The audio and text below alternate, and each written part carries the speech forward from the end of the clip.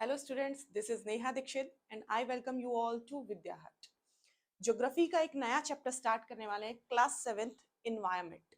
ठीक है, तो इस इन्वायरमेंट चैप्टर को एक एक करके इसके सारे फैक्टर्स को देखेंगे एंड जो भी थोड़ा सा एक प्रैक्टिकल नॉलेज हमें मिल जाएगी ताकि आप चीज़ों को यहाँ से सीखें और अपने लाइफ में उसको इम्प्लीमेंट करें, क्योंकि इन्वायरमेंट एक ऐसा टॉपिक है जो आई थिंक सबको सबकी एक जिम्मेदारी रिस्पॉन्सिबिलिटी होना चाहिए ताकि वो अपने आसपास के एनवायरनमेंट को शुद्ध और सेफ रख सके। ठीक है, तो सबके लिए चैप्टर बहुत जरूरी है, चाहे आप किसी भी क्लास में पढ़ते हो, लेकिन इस चैप्टर को आपको पढ़ना ही चाहिए। तो आइए स्टार्ट करते हैं class 7th environment geography. Introduction से स्टार्ट करते हैं। The environment is everything that is around us, यानी जो हमारे आसपास है वो सारी की सारी चीजें क्या कहलाती हैं? वो एनवायरनमेंट कहलाती हैं, जो भी हमारे पास है।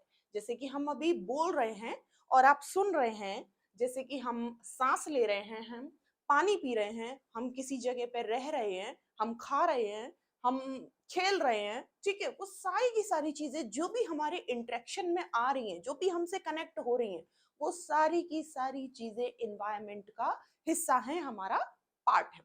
आगे देखिए, है ना, देखिए विच कैन बी लिविंग और नॉन लिविंग थिंग्स। देखो, जरूरी नहीं है जो हमारे इंटरेक्शन में चीजें आ रही हैं वो लिविंग ही हो, वो नॉन लिविंग भी हो सकती हैं, है ना। जैसे कि टेबल, चेयर, है ना, ये पेन, ये बोर्ड, ये सारी किस में आएंगी? सारी चीजें नॉन लिविंग में आएंगी, है ना।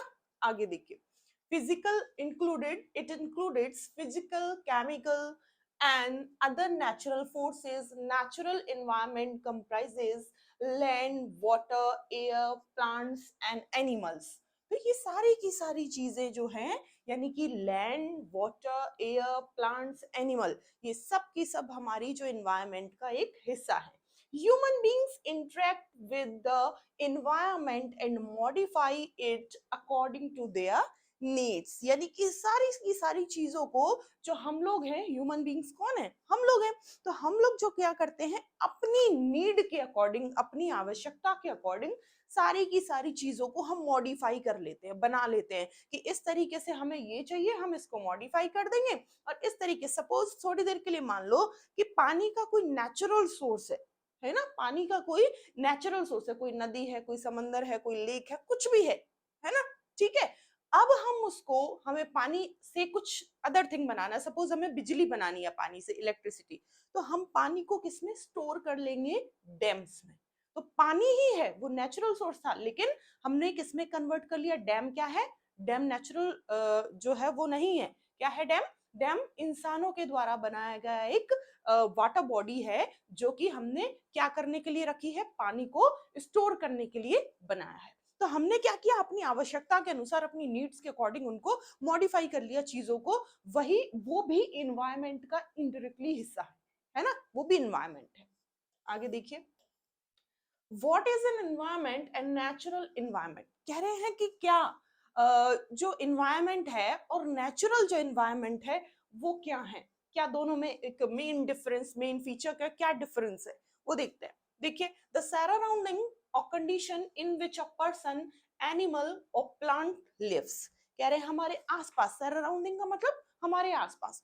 तो जो हमारे आसपास की जो कंडीशन है, हमारी आसपास की जो कंडीशन है, इन विच अ पर्सन, एनिमल और प्लांट लिव्स।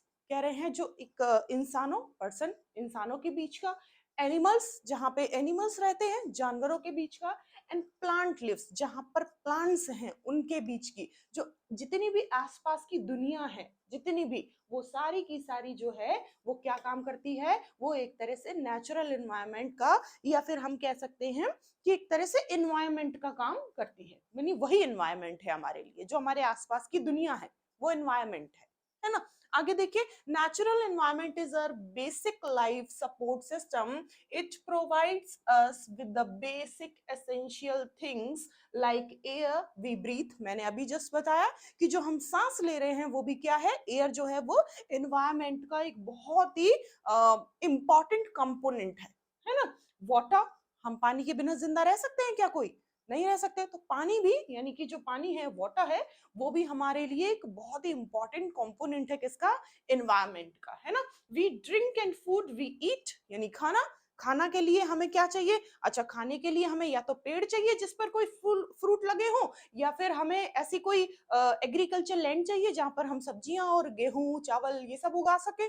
तो इनडायरेक्टली वो भी क्या है, हमारे जो फूड का जितना भी सोर्सेज हैं वो भी हमारे इन्वायरमेंट का हिस्सा है। समझ आया सबको? देखो, एयर, वाटर एंड फूड, इन तीनों चीजों को मिक्स करके वो कह रहे हैं नेचुरल एनवायरनमेंट का एक तरह से हिस्सा है। देखिए, ये फिगर मोस्ट इंपॉर्टेंट है आपको समझना। अगर ये फिगर समझ आ गया तो ऑलमोस्ट पूरा चैप्टर आपको समझ में आ जाएगा। ठीक है, तो इस फिगर को बहुत ही कंसंट्रेशन के साथ देखते हैं, है ना बच्चा। देखो, कंपोनेंट्स ऑफ एनवायरनमेंट, देखो सबसे बीच में कंपोनेंट्स ऑफ एनवायरनमेंट ये लिखा हुआ है, कंपोनेंट्स ऑफ एनवायरनमेंट।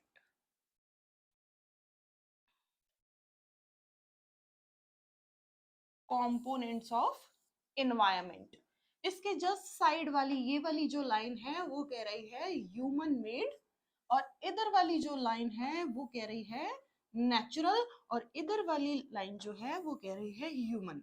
यानी कि ये नेचुरल चीजों से कनेक्ट करके बताया गया है, ये वाला ह्यूमन मेड यानी इंसानों के द्वारा बनाई गई चीजों के द्वारा कनेक्ट करके बताया है, और ये वाला जो है वो इंसानों से ही कनेक्ट करके बनाया है। ऐसा नहीं कि इंसानों ने मतलब एक तरह से भगवान ने बनाकर कुछ भेज दिया फिर इंसान उसे कंटिन्यू कर रहा है, ऐसा नहीं। इंसानों ने खुद, जैसे रिश्ते है ना, कोई फ्रेंड्स बनाता है, कोई किसी को बहन बना लेता है, कोई किसी को मदर फादर का ओहदा दे देता है, इमोशनली कनेक्शन वाले जो रिश्ते होते हैं, तो है ना, तो वो इंसान ने खुद बनाए हैं। तो वो इंसान के जो रिश्ते हैं, या एक तरह से ये देखिए कम्युनिटी, फैमिली, ये देखिए मैं एक एक करके आपको समझाती हूँ। सबसे पहले यहाँ पे लिखा है इंडिविजुअल, यानी इंसान खुद एनवायरनमेंट का ही कंपोनेंट है ना। फैमिली, इंसान की family, mother father sister brother, है ना, ये सारे कौन है, ये हमारे एनवायरनमेंट की ही एक कंपोनेंट का पार्ट है। नेक्स्ट है कम्युनिटी। अभी सोचिए, हिंदू मुस्लिम सिख ईसाई ये धर्म भगवान ने बनाकर भेजे हैं क्या? भगवान ने बनाकर नहीं भेजे, ये इंसानों के द्वारा बनाई हुई चीजें हैं। तो इस वजह से ये जो कंपोनेंट है वो भी हमारे एनवायरनमेंट का ही हिस्सा माना जाएगा, है ना। रिलीजन, कम्युनिटी, रिलीजन, सेम चीज, हमारे धर्म, उन्होंने जो जातियां हैं और जो धर्म है वो भगवान ने नहीं बनाए, वो हमने खुद ने बनाए, है ना। यहाँ देखिए, यहाँ लिखा हुआ है कि एजुकेशन, एजुकेशन भगवान ने बनाकर भेजी है कि भाई ये वाली डिग्री कर लो और ये वाली डिग्री कर लो, स्वर्ग मिल जाएगा, है ना। कभी किसी को कहते हुए सुना है कि ग्रेजुएशन और पीजी और पीएचडी की डिग्री कर लो आपको स्वर्ग मिलेगा? भगवान ने बनाकर नहीं भेजी, ये इंसान के दिमाग की उपज है, क्योंकि इंसान अपने आप को एजुकेशन के उसमें अच्छा शो करना चाहता है कि हाँ हम इंटेलिजेंट है, इस वजह से एजुकेशन करता है ना। इंटेलिजेंट बनने के लिए, अपनी बौद्धिक क्षमता को बढ़ाने के लिए एजुकेशन की प्राप्ति होती है। तो वहां पे ये भी इंसान का बनाया हुआ, खुद ह्यूमन का बनाया हुआ चीज है। आगे देखिए, इकोनॉमिक, पैसा भगवान ने बनाया, पैसा किसने बनाया? इंडियन इकोनॉमी जो हमारी है उसको स्ट्रॉन्ग करने के लिए, मतलब कि पहले जैसे आपने हिस्ट्री वगैरह में कभी पढ़ा हो, बार्टर सिस्टम पढ़ा है कि आप मुझे 1 किलो चावल दे दो, और किसी सामने वाले को नीड है 1 किलो गेहूं की, मैं उसके उससे क्या कर लूंगी, उस चीज को एक्सचेंज कर लूंगी कि आपको चावल की जरूरत है आप चावल ले लो, मुझे गेहूं की जरूरत है मैं गेहूं ले लेती हूँ। लेकिन हमारे बीच में पैसा नहीं था, है ना। तो जब पैसा नहीं होगा तो हमें एक ऐसे खरीदार को ढूंढना पड़ेगा जहां पर जिस चीज की नीड मुझे है वो उसके पास हो, और जिस चीज की नीड उसको है वो मेरे पास हो। यानी कि मुझे चावल की बदले में, अगर मैं, मेरे पास चावल है, मैं उसके बदले में गेहूं लूंगी। अगर गेहूं चाहिए तो गेहूं वाला बंदा ढूंढूंगी ना जिसके पास गेहूं होगा, है ना। अगर मुझे उसके बदले में मक्का चाहिए, बाजरा चाहिए, तो फिर मैं वैसा वाला बंदा ढूंढूंगी कि जिसके बदले में मुझे चावल के बदले में बाजरा या मक्का मिल सके। तो वो बार्टर सिस्टम किस पर डिपेंड करता था? अदर चीजों पर, मतलब कि हमें ढूंढना पड़ेगा। लेकिन जब से मनी का इन्वेंशन हुआ, पैसा आया हमारे पास, पैसा जब से, है ना, तो तब से क्या हुआ कि हम किसी से भी कुछ भी ले सकते हैं, उसके बदले में उसको पैसा दे सकते हैं। तो ये ह्यूमन के दिमाग की बनाई गई एक उपज थी, उसके द्वारा हमने वो किया हुआ है। तो यहाँ पे भी हम ह्यूमन मेड इसको कहेंगे, ना कि भगवान ने बनाकर भेजा, है ना। यहाँ देखिए, पॉलिटिकल, जितना भी हमारा पॉलिटिकल चीजें हैं, लीडरशिप हुआ, और किसी को सीएम बनाना है, किसी को पीएम बनाना है, किसी को प्रेसिडेंट बनाना है, ये सब जब संविधान बना, है ना, कॉन्स्टिट्यूशन बना, तब ये चीजें आई, है ना। और कॉन्स्टिट्यूशन किसने बनाया? इंसानों ने बनाया। भगवान तो कूद कर बैठे नहीं थे, श्री कृष्ण जी ने गीता में तो लिखा नहीं क्या कि भाई कॉन्स्टिट्यूशन बनाना चाहिए, लिखा है क्या? नहीं, ये किसने बनाया? कॉन्स्टिट्यूटिव असेंबली में। और कॉन्स्टिट्यूटिव असेंबली कौन है? ह्यूमंस हैं। तो इनडायरेक्टली ये सारी की सारी चीजें जो है वो किससे कनेक्ट है? ह्यूमन से। और ह्यूमन किससे कनेक्ट है? Component of environment. समझ आई? अब बाकी के दोनों ऊपर वाले देखते हैं। चलिए इस तरफ वाला पहले देखते हैं, नेचुरल। यानी कि यहाँ पे देखिए लिखा हुआ है वाटर यानी हाइड्रोस्फीयर। अभी मैं समझाती हूँ। एयर यानी कि एटमोस्फियर, यस। यहाँ पे लिखा हुआ है लैंड यानी कि लिथोस्फीयर। हमेशा याद रखिए जो अर्थ की सबसे ऊपरी जो सरफेस है, अर्थ क्रस्ट बोलते हैं जिसको, वो लिथोस्फीयर का काम करती है। ठीक है? हमारी पृथ्वी पर, अर्थ पर जितना भी पानी है वो सारा का सारा, वो जो सरफेस है वो सारा का सारा हाइड्रोस्फीयर का काम करती है। और यहाँ देखिए एयर यानी कि जितना भी वायुमंडल एनवायरमेंट में एयर है ना, एटमोस्फियर, वो काम करता है, उसको कहते हैं एटमोस्फियर। ठीक है? फिर से समझ लीजिए तीनों कंपोनेंट्स, वाटर, हाइड्रोस्फीयर एयर को लेकर, एटमोस्फियर और लैंड को लेकर लिथोस्फीयर। अब ये सारी की सारी चीजें जो है वो नेचुरल हैं। अब आप खुद अपनी बुद्धि लगा के सोचिए थोड़ा सा कि केवल एक चीज जहां पर है वहां पर जीवन पॉसिबल है? लाइफ जो है वो पॉसिबल है? नहीं है। केवल पानी वाली जगह पे रह सकते हैं? केवल हवा वाली जगह पे रह सकते हैं? या फिर केवल क्या कहते हैं लिथोस्फीयर पे, जमीन पे जहां पे रहना है हमें, सिर्फ रह सकते हैं? ना वहां पे हवा हो ना पानी हो, ऐसी जगह रह सकते हैं? नहीं रह सकते। तो हमें तीनों की तीनों एक ही जगह पे चाहिए, और उस जगह को हमने कहा बायोस्फीयर, जहां पर तीनों कंपोनेंट मौजूद हो और जहां पर लाइफ को जो जीना यानी लाइफ हमें जो हमारी जीवन यापन जो हमें करना है वो बहुत ही इजी हो सके, उस जगह को हमने नाम दिया बायोस्फीयर। या जहां पर तीनों चीजें इंक्लूडेड हैं, हवा भी है, पानी भी है और जमीन भी है जहां पर हम रह रहे हैं, ये तीनों चीजें कहलाती हैं हमारी बायोस्फीयर का काम करती है। क्लियर है सबको? तो ये हम समझ चुके हैं। यहाँ वाला देखिए देखिए ह्यूमन मेड कंपोनेंट्स के कैसे इसको डिस्क्राइब करेंगे। देखिए तो सबसे पहले यहाँ पे दिया गया है बिल्डिंग्स। ये क्या लिखा हुआ है? बिल्डिंग्स। तो जो ह्यूमन है, सपोज थोड़ी देर के लिए मान लो एक बच्चा है ना, बच्चा बहुत टाइम से उसका जो बचपन है वो एक प्लेग्राउंड में खेल के गुजरा है, बहुत टाइम से वो उस प्लेग्राउंड में खेल रहा है। अचानक से जैसे ही वो थोड़ा 8-10 साल बाद बड़ा होता है, वैसे अचानक से, चलो 15 साल बाद ले लेते हैं, है ना, जैसे ही वो 15 साल का हुआ तो उसको उस जगह पे जहां वो उस प्लेग्राउंड में हमेशा से उसका बचपन गुजरा है, हमेशा से वो खेला है, अचानक से उसको पता चलता है कि वहां पर एक मॉल बनने वाला है ना, मल्टीपल्स बिल्डिंग बनेंगी और बहुत अच्छा अच्छा सारा फैशन वाला एरिया होगा, है ना, डिजाइनिंग के कोर्स करने के लिए इंस्टीट्यूट होंगे और बहुत सारी चीजें, एक मॉल होगा, शॉपिंग मॉल। तो अचानक से उस प्लेग्राउंड की जगह किसने ले ली? बिल्डिंग ने ले ली, एक बिल्डिंग बनाई गई, शॉपिंग मॉल बनाया गया।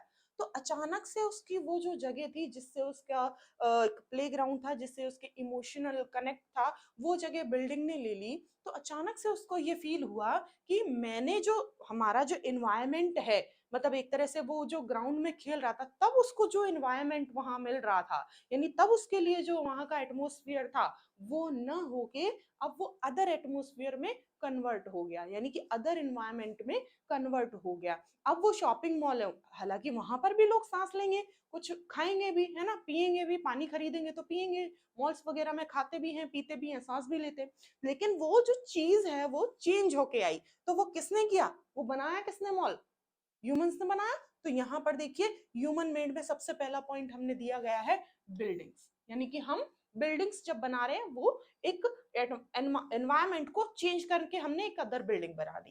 पार्क्स, पार्क्स किसने बनाए? पार्क्स भी ह्यूमन ने बनाए।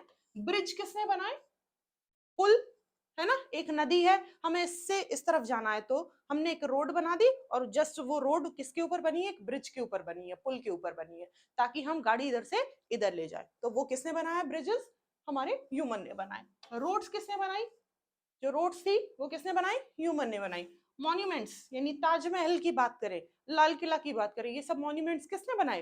ह्यूमन ने बनाए। ताकि उनका क्या हुआ, मतलब एक जो पहले जगह थी उसके एनवायरमेंट में और मॉन्यूमेंट यानी बिल्डिंग बनने के बाद के जो एनवायरमेंट में उसमें कुछ चेंजेस आए, और वो चेंजेस एक तरह से कंपोनेंट ही हैं उसके, और वो जो चेंजेस हैं वो किसके द्वारा आए, तो वो मानव के द्वारा आए, ह्यूमन के द्वारा आए। हम ये पढ़ रहे हैं। आगे देखिए, इंडस्ट्रीज है ना, तो हमने कुछ छोटी सी एक फैक्ट्री लगा दी, पहले वहां पे प्लेग्राउंड था या पहले वहां पे पार्क था, हमने वो जगह पे अभी क्या कर दिया, हमने एक इंडस्ट्री, एक कंपनी स्थापित कर दी, स्टेब्लिश कर दिया, और उसको वहां पे बहुत सारे ह्यूमंस को काम दे दिया।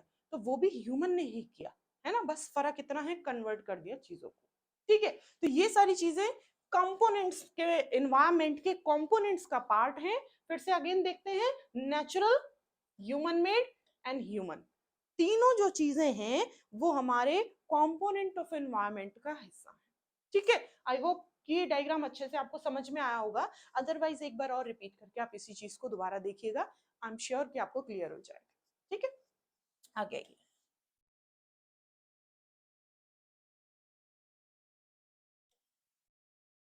नेचुरल एनवायरनमेंट, देखिए, natural environment is a combination of biotic and abiotic. देखिए, साइंस में हो सकता है ये शब्द आपने कभी सुने हो, बायोटिक और अबायोटिक, दोनों में क्या डिफरेंस है बात करते हैं। जो बायोटिक है वो कह रहा है जितनी भी अर्थ पर लिविंग चीजें हैं, जितनी भी लिविंग मतलब जिनमें जो सांस ले रही हैं, है ना, जो जिंदा है, एक तरह से सांस ले रही हैं, वो सारी की सारी चीजें, जैसे प्लांट हुआ, एनिमल हुआ, फंगस हुआ, बैक्टीरिया हुआ, वो सारी की सारी चीजें बायोटिक में काउंट होंगी, है ना। और जितनी भी हमारी अर्थ पर नॉन लिविंग चीज है, यानी कि जो एक तरह से डेड में शामिल है, डेड है, जो सांस नहीं ले रही है, जो लिविंग नहीं है, नॉन लिविंग है, वो सारी की सारी चीजें हमारी काउंट होंगी अबायोटिक में। तो देखिए, एग्जांपल्स के तौर पे हम मिट्टी का एग्जांपल ले सकते हैं, मिट्टी, चेयर, है ना, चेयर का एग्जांपल ले सकते हैं, टेबल का एग्जांपल ले सकते हैं, है ना, एंड रॉक, चट्टानों का एग्जांपल ले सकते हैं, क्लॉथ का एग्जांपल लेते हैं, कपड़ों का, है ना, वो भी क्या है, एक तरह से नॉन लिविंग है, एसी है, पेन है, प्लास्टिक, ये सब भी नॉन लिविंग है ना। तो इस तरीके से दोनों में डिफरेंस बताया है कि बायोटिक और अबायोटिक का जो कॉम्बिनेशन है वो हमारे नेचुरल इन्वायरमेंट के कंपोनेंट्स में आता है, या नेचुरल इन्वायरमेंट का एक कॉम्बिनेशन है। ठीक है, आगे देखिए, the four major domain of the earth. देखिए, अभी हमने फिर से वही वही जो मैंने डायग्राम अभी आपको डिस्क्राइब किया, सेम चीज अगेन यहाँ पर एक एक लाइन में स्टेटमेंट दे रही हूं मैं। एयर यानी एटमोस्फेयर, जितना भी पृथ्वी पर, अर्थ पर एयर वाला जो पार्ट है, जहां पर हवा है, उसको हमने एटमोस्फेयर का नाम दिया। जितना भी हमारा जो अर्थ पर, अर्थ क्रस्ट है, लैंड वाला जो जमीन वाला पार्ट है, उसको हमने लिथोस्फीयर नाम दिया। और जितना भी पानी, वाटर बॉडीज हैं, पानी वाला जितना भी पार्ट है अर्थ पर, उसको हमने हाइड्रोस्फीयर नाम दिया, है ना। एंड इन तीनों चीजों को मिक्स करके एक चीज हमारे सामने आई, जहां पर लाइफ पैदा हुई, यानी लाइफ जी रहे हैं लोग, उस चीज को नाम दिया बायोस्फीयर, यानी where all the other three sphere are interact with each other, यानी कि ये तीनों स्फीयर जब एक दूसरे से इंटरेक्ट होते हैं और एक जीवन यापन करने की सही जगह बनाते हैं, जहां पर ह्यूमन बॉडी आसानी से अपनी लाइफ लिविंग कर सके, उस जगह को बायोस्फीयर कहते हैं। सिंपल सी चीज है कि जहां पर, देखो अभी मैंने बताया थोड़ी देर पहले ही कि अकेले लैंड पर नहीं रह सकते लोग, अकेले पानी वाली जगह पे नहीं, अकेले पानी का यूज करके नहीं रह सकते, अकेले हवा का यूज करके नहीं रह सकते। जीवन जीने के लिए ये तीनों चीजें उतनी ही इंपॉर्टेंट हैं जितनी की बाकी सब चीजें। समझ रहे हैं, तो ये मेन फैक्टर्स हैं, ये मेन कंपोनेंट है कि ये तो चाहिए ही चाहिए। आप सांस लिए बिना नहीं रह सकते, आप पानी पिए बिना नहीं रह सकते, और आप जमीन पर रहे बिना भी नहीं रह सकते। हवा में लटके रहेंगे क्या? अपनी जिंदगी कोई हवा में लटक के काट सकता है क्या? जमीन तो चाहिए चाहिए। पानी पिए बिना नहीं रह सकते तो पानी तो चाहिए चाहिए। एंड हवा, सांस लिए बिना नहीं रह सकते तो हवा भी चाहिए चाहिए। ठीक है, चलिए next one, atmosphere. Atmosphere is the thin layer of air that surround the earth, and the gravitational force of the earth hold the atmosphere around It protect us from the harmful rays and scorching heat of the sun. देखिए क्या कह रहे हैं हम कि जो atmosphere है, atmosphere एक तरह से वो हमें बहुत हार्मफुल रेस से प्रोटेक्ट करता है ना? क्यों प्रोटेक्ट करता है? क्योंकि एटमॉस्फेयर के अंदर भी बहुत सारी लेयर्स में डिवाइड, मतलब लेयर्स में बटा हुआ होता है हमारा जो एटमॉस्फेयर, बहुत सारी लेयर्स होती हैं। तो कह रहे हैं कि एटमॉस्फेयर एक थिन लेयर है ऑफ एयर, एयर की एक थिन लेयर है जो कि हमारे अर्थ के सराउंड्स है, हमारे अर्थ के चारों तरफ है। The gravitational force of the earth hold, जो कि हमारे यहाँ के ग्रेविटेशनल फोर्स को होल्ड करके रखती है। एंड अर्थ को it protect from the harmful rays, और हमें जो हार्मफुल रेज है जो सन के थ्रू हमारी अर्थ पर आती है उससे भी प्रोटेक्ट करती है। एक छोटी सी बात बताइए मुझे, अगर जैसे न्यूटन की थ्योरी तो सबने, न्यूटन के बारे में सबने पढ़ा है ना, न्यूटन की थ्योरी सबको पता है कि जो पेड़ से एप्पल गिरा वो नीचे ही क्यों गिरा, ऊपर क्यों नहीं चला गया? क्यों? क्योंकि हमारी अर्थ पर एक ग्रेविटेशनल फोर्स काम करता है जिसकी वजह से चीजें ऊपर की तरफ आप फेंकेंगे लेकिन वो लौट कर नीचे की तरफ ही आएंगी। पढ़ा है ना सबने ग्रेविटेशनल फोर्स के बारे में? तो वो वही बोल रहे हैं कि जो ग्रेविटेशनल फोर्स है एक तरह से हमारा जो एटमॉस्फेयर है वो उसको होल्ड करके रखता है। अगर आप बहुत टाइम, बहुत आगे चल के और जब बड़े लेवल की जब आप साइंस पढ़ेंगे तो उसमें आपको बताया जाएगा स्केप वेलोसिटी, है ना? हिंदी वर्ड क्या है मेरे अभी माइंड में नहीं है, नहीं तो मैं बता देती। स्केप वेलोसिटी में क्या है, जो एक मतलब कह सकते हैं कोई भी वस्तु है, कोई भी ऑब्जेक्ट है, उसको हमने बहुत दूर तक फेंका, बहुत दूर तक फेंका, तो अगर वो उस दायरे के अंदर है कि वो वापस लौट के आ गई तो फिर वो ग्रेविटेशनल फोर्स वहां तक काम कर रहा है। ठीक है? अगर कोई भी जो ऑब्जेक्ट है वो हमने ऐसा फेंका जो कि एटमॉस्फेयर से बाहर चला गया, तो फिर वो ग्रेविटेशनल, क्योंकि होल्ड कौन कर रहा है, एटमॉस्फेयर कर रहा है, तो फिर अगर वो उसके दायरे से जब बाहर चला गया तो वो चीज वापस लौट कर नहीं आती। ठीक है? वो चीज जो है वो एक अंतरिक्ष में कह सकते हैं गायब हो जाती है। ठीक है? आगे जी,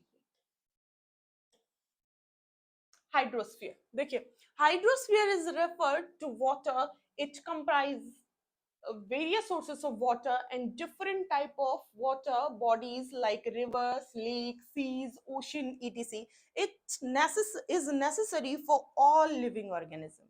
देखो अभी जस्ट मैंने बताया कि आपको हाइड्रोस्फीयर क्या चीज है, वही रिपीटेड है कि हाइड्रोस्फीयर हर उस वाटर बॉडी को कहेंगे जहां पर पानी अवेलेबल है, यानी कि हम रिवर्स को भी काउंट कर सकते हैं, हम लेक्स को भी काउंट करेंगे, सीज को भी काउंट करेंगे, ओशन को भी काउंट करेंगे। ये सारी की सारी जो वाटर बॉडीज हैं ये किसका काम कर रही हैं? हाइड्रोस्फीयर का काम कर रही हैं।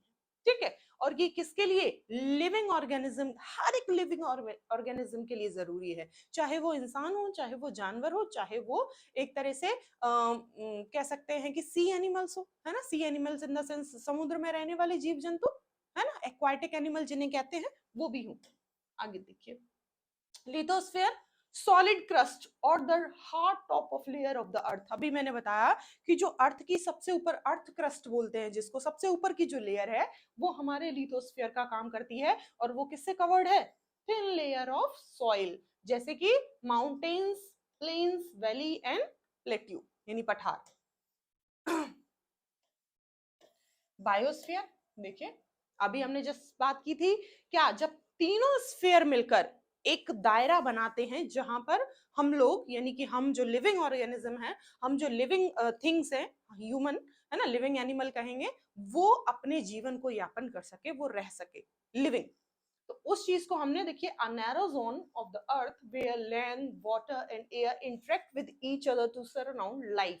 लाइफ जीने के लिए उन सारी चीजों को इंटरेक्शन होना जरूरी है। Does the plant and animal kingdom together make biosphere and living world? देखिए, जहां पर प्लांट और एनिमल दोनों ही चीजें अच्छे से रह रही हो, लिविंग कर रही हो, वो जगह भी बायोस्फीयर में काउंटेड होगी। इकोसिस्टम देखिए, ये बहुत इंपॉर्टेंट पार्ट है इस चैप्टर का। हालांकि इस चीज को आप बहुत ज्यादा आगे वाली क्लासेस में भी आप 12th तक इस चीज को बार बार पढ़ेंगे। अभी आप लोग 7th क्लास में हैं, अभी छोटा सा थोड़ा सा इसका पार्ट है। जब 8th में आएंगे थोड़ा सा और ज्यादा होगा, इकोसिस्टम को और वास्ट कर दिया जाएगा। जब 9 10th में और 11 12th में आएंगे तो इकोसिस्टम बहुत अच्छे पूरे चैप्टर के तौर पे आपको पढ़ाया जाएगा, है ना। और उससे ज्यादा अगर अब मैं ग्रेजुएशन पीजी की बात करूं तो कहीं कहीं पूरी पूरी एक बुक देखने को मिलती है इकोसिस्टम के ऊपर। इतना ज्यादा इंपॉर्टेंट पार्ट है ये हमारे स्टडी का, ठीक है। And sorry, an ecosystem is a structural and functional unit of of ecology where the living organism interact with each other and the surrounding environment। हर एक चीज, चाहे वो बकरी हो, है ना, चाहे वो सांप हो, चाहे वो छोटा सा कोई चिड़िया या पक्षी हो, चाहे वो ह्यूमन हो, एक सारे के सारे जो ऑर्गेनिज्म है, लिविंग ऑर्गेनिज्म, है ना, इंटरेक्ट कर रहे हैं किससे, विद ईच अदर, एक दूसरे से। चाहे वो पेड़ पे बैठी हुई तितली हो, है ना, चाहे वो जुगनू हो, सारे के सारे लिविंग ऑर्गेनिज्म की बात कर रही हूँ पृथ्वी पर। अगर एक सर्वे, एक आप जब बड़ी क्लासेस में आओगे तब देखोगे एक सर्वे हुआ था जहां पे ये पता चला कि पृथ्वी पर, ये किसी साइंटिस्ट ने खोजा कि पृथ्वी पर अगर हम देखें तो नोन, यानी कि नोन का मतलब है जिन्हें हम जानते हैं, है ना, कुछ ऐसे भी हैं जिन्हें हम अभी तक नहीं जान पाए हैं, लेकिन कुछ ऐसे हैं जिन्हें हम जान सके हैं। तो अगर देखा जाए तो 1,84,000 लगभग लगभग इतनी ज्यादा, लगभग 2 लाख के आसपास मान लो, आइडेंटिटी फाइड जो स्पीसीज हैं वो है, यानी हम जिन्हें आइडेंटिफाई कर चुके हैं वो स्पीसीज हैं ये लिविंग ऑर्गेनिज्म की, है ना, लगभग लगभग 2 लाख के आसपास है। तो आप देखेंगे कि ये सारी 2 लाख चीजें जो हैं वो क्या कर रही हैं, वो एक दूसरे से इंटरेक्ट कर रही हैं, अपनी अपनी लाइफ को एक दूसरे से इंटरेक्ट कर रही हैं, लिविंग ऑर्गेनिज्म। उस सराउंडिंग एनवायरनमेंट को नाम दिया इकोसिस्टम का। चाहे वो किसी भी चीज के लिए इंटरेक्ट कर रही हो, ये जरूरी नहीं है, अपनी लाइफ को जीने के लिए वो इंटरेक्शन कर रही हैं, तो वो इकोसिस्टम का ही पार्ट है। An ecosystem include all the living things, plants, animal, organism in a given area interacting with each other and also with their non-living environment were the earth, sun, soil, climate, atmosphere। देखिए कितनी अच्छी बात कही है, कह रहे हैं कि an ecosystem include, वो उन चीजों में भी इंक्लूड है, all the living things, plant, animal, organism अभी हमने देखा, और वो कह रहे हैं in a given area interacting with each other and also with the non living, यानी कि वो नॉन लिविंग के साथ भी उतना ही इन्वायरमेंट में इंटरेक्ट करते हैं, where the earth, sun, soil, climate, atmosphere. यानी अर्थ के, अर्थ की जो एक तरह से सॉइल है, अभी हम सॉइल का एग्जाम्पल ले सकते हैं, मिट्टी जो है, मिट्टी किस में काउंट होगी, लिविंग में या नॉन लिविंग में, मिट्टी जो होगी वो नॉन लिविंग में काउंट होगी, सबको पता है। तो वो जो नॉन लिविंग में मिट्टी काउंट है, उस मिट्टी पर आकर अगर कोई बैठ जाता है या उस मिट्टी को अपने लाइफ के लिए अगर वो यूज कर रहा है, तो वो एक तरह से मिट्टी के साथ भी उसका इंटरेक्शन हुआ। सन यानी रोशनी उस पर पड़ रही है ना, जैसे हम लोग ही हैं, ऐसे मान लो कि धूप में निकले विटामिन डी लेने के लिए, तो हमने उसको अपने जीवन के लिए इस्तेमाल किया ना सनलाइट को, तो सन जो है वो क्या है, वो नॉन लिविंग में आएगा, ऑब्वियस है। तो एक तरह से हमने क्या किया, उस सन का इस्तेमाल किया अपनी लाइफ को, हाँ, एक जीवन यापन में एक तरह से कह सकते हैं। तो इस तरीके से हमने उसका इंटरेक्शन किया, तो इस वजह से वो काउंटेड है हमारा किसमें, इकोसिस्टम, ठीक है। ये ये वाला डायग्राम देख सकते हैं आप लोग, देखिए कितना अच्छा डायग्राम है, इसमें सारी चीजें आपको दिखाई गई हैं छोटे छोटे, कि यहाँ पर बकरी है, यहाँ पर एक बतख है, यहाँ पर एक पक्षी उड़ रहा है, यहाँ पर तितली बैठी है ना, यहाँ पर एक मछली है, पानी वाटर बॉडी है एक, उसमें मछली है ना, शार्क भी है, मतलब बड़ी मछली भी है, छोटी मछली भी है। इस तरीके से ये पूरा का पूरा जो पेड़ भी है ना, यहाँ पे एक बड़ा सा जानवर है। तो इस तरीके से ये पूरा का पूरा जो एटमोस्फियर है और पूरा का पूरा जो इसमें वाटर बॉडी है जो हाइड्रोस्फीयर का काम कर रही है, और जो पूरी हवा है वो एयर जो है वो एटमोस्फियर का काम कर रही है। और जो ये अर्थ क्रस्ट है, यानी अर्थ पर जो वाटर बॉडी जहां पर है वो होगी तो जमीन ही ना, तो जमीन उसके आसपास यहाँ पे देखिए ये जमीन का जो पार्ट है ये लिथोस्फीयर का काम कर रहा है। अब ये सारी की सारी चीजें मिलकर हमारी बायोस्फीयर का काम कर रही हैं, और बायोस्फीयर में ही जब एक जो लिविंग है या नॉन लिविंग है जो आपस में इंटरेक्शन कर रहे हैं अपने जीवन यापन के लिए, उस पूरे के पूरे सिस्टम को नाम दिया गया है इकोसिस्टम। तो इस तरीके से ये पूरा इकोसिस्टम है। इसको और डीपली आगे वाली क्लासेस में आप पढ़ेंगे, जब आप और नेक्स्ट स्टैंडर्ड में आएंगे 8th 9th 10th में, तब और अच्छे से इसको पढ़ पाएंगे। ठीक है, चलिए, तो इस तरीके से ये आज का हमारा चैप्टर एनवायरनमेंट यहीं पे खत्म होता है। थैंक यू एंड जय हिंद।